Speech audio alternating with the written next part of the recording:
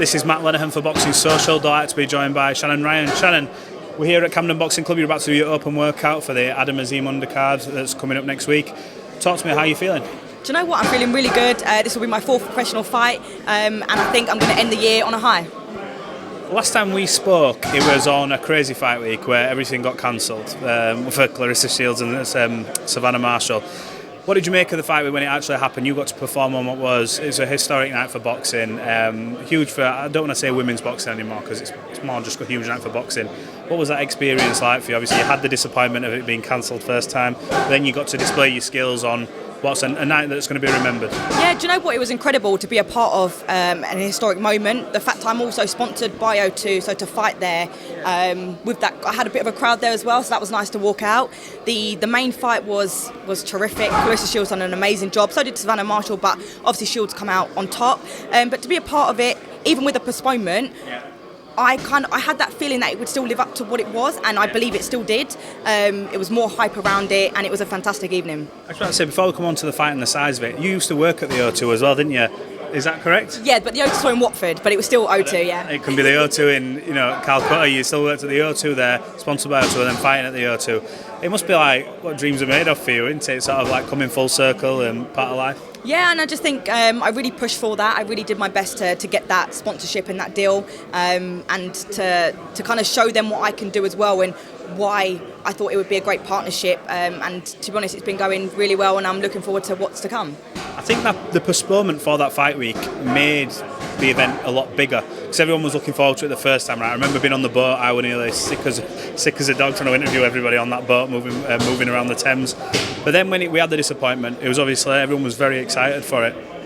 Did it feel bigger the second time round when in the build up to it? Did it feel like, wow, this is the moment? Yeah, no, it did. It did feel bigger. I thought there would have been more kind of needle between the co-main and the main. To be honest, I thought there would have been more fireworks with the co-main event, the actual fight.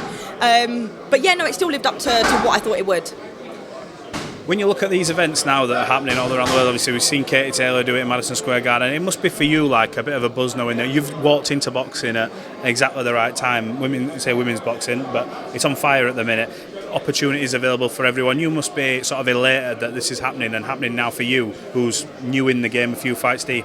Yeah, and I think I come into boxing in 2018. I'm 25 now, and I was saying to myself, I wish I'd done this a few years ago, but I do believe this is the right time. I feel like my journey has happened at the right time, and it's just all aligning together.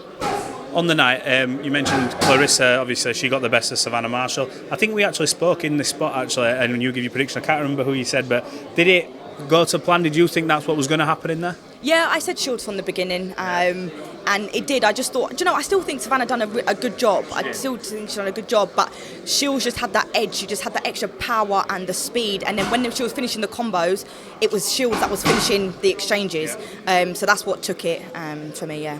Now she's the self-proclaimed GWOAT. You've got to be good if you're going to give yourself that kind of nickname in this sport. But ultimately, when you look at her accolades, multiple weight undisputed, she's in the Guinness Book of Records for it, Olympic champion, and she'll move on to big fights again. Now, talk to Natasha Jonas and everybody at the minute thinks great. In your eyes, is she the greatest woman of all time? I do, yeah. If you look at her accolades and what she's done, I do believe so. And I think it's inspiring, the fact of she's given herself that name. She believes she is. She doesn't care about anyone else's opinion. She stands by it, and I think that's the belief system that you need to have. I believe she is, and I think she's going to go on to do amazing things. Now you're 3 fights deep so far. What's the biggest sort of learning curve for you? What have you learnt most about yourself, whether it be inside the ring, outside the ring, from fight 1 to now, and then obviously you've got fight number 4 coming up next week. What have you learnt about yourself? I think to understand the game a lot more.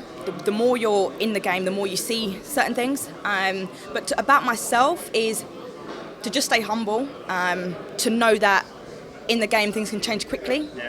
So train hard. The training is what is most important. You can go to all these events and whatnot, but it's your training that's actually getting you there. So don't forget where you've come from when you are climbing up the ladder. I know it's a bit of a silly question, but is it hard to stay humble? Because like when you have 3 fights, 3 wins, you must come out the ring dancing and bouncing, going, look at what I've just done. Is it hard to sort of rein it in? Do you have like a day or two where you're like bouncing around and then it's like, right, breathe, need to get back to it? Right now, no. I think I don't have any belts or anything right now, so I can understand how kind of things can get to people's heads and things like that. But it's, like I said, remember where you've come from. When you've got them belts, you know, remember the hard work that's got you there.